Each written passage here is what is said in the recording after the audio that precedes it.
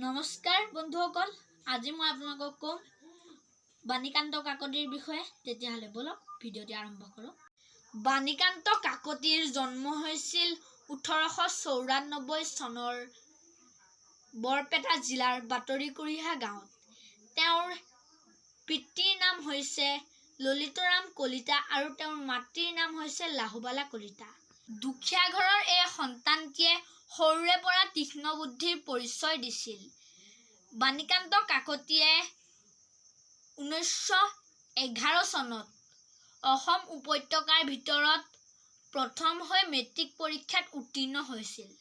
1913 চনত তেওঁ IA পৰীক্ষাত প্ৰথম স্থান লাভ কৰে আৰু তেওঁ 1918 চনত MA ডিগ্ৰী লাভ কৰে। সেই বছৰতে কটন কলেজৰ অধ্যক্ষ ৰূপে যোগদান কৰিছিল। তেওঁ 2 বছৰৰ বাবে কটন কলেজৰ অধ্যক্ষ আছিল।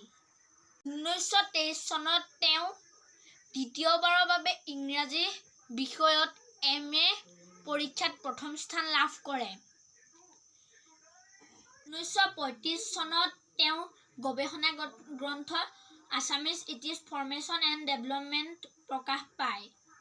এই গ্ৰন্থখনৰ বাবে পণ্ডিতসকলে স্বীকাৰ কৰে যে অসমীয়া ভাষা মৌলিক আৰু স্বতন্ত্ৰীয়া। তেওঁ ৰচনা কৰা পুথিবোৰৰ ভিতৰত কলিতা জাতি ইতিবৃত্তখন অন্যতম। এই মহান পণ্ডিতগৰাকীয়ে শিশুৰ বাবে পখিলা নামৰ এখন মনোমোহা পুথিও ৰচনা কৰি থৈ গৈছিল।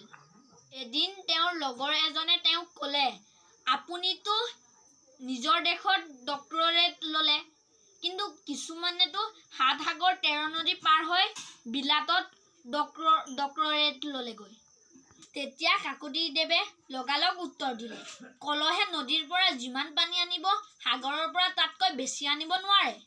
বাণীকান্ত কাকতিয়ে অতি সহজ সৰল জীৱন যাপন কৰিছিল। এইজনা মহান পণ্ডিতৰ মৃত্যু হৈছিল 1952 চনৰ 15 নৱেম্বৰ তাৰিখে। তেওঁ নিজৰ গৱেষণাৰে অসমীয়া ভাষাটো সুপ্ৰতিষ্ঠিত কৰি থৈ গৈছিল। আগন্তুক ভিডিঅ'ত আকৌ লগ পোৱাৰ আশাৰে নমস্কাৰ।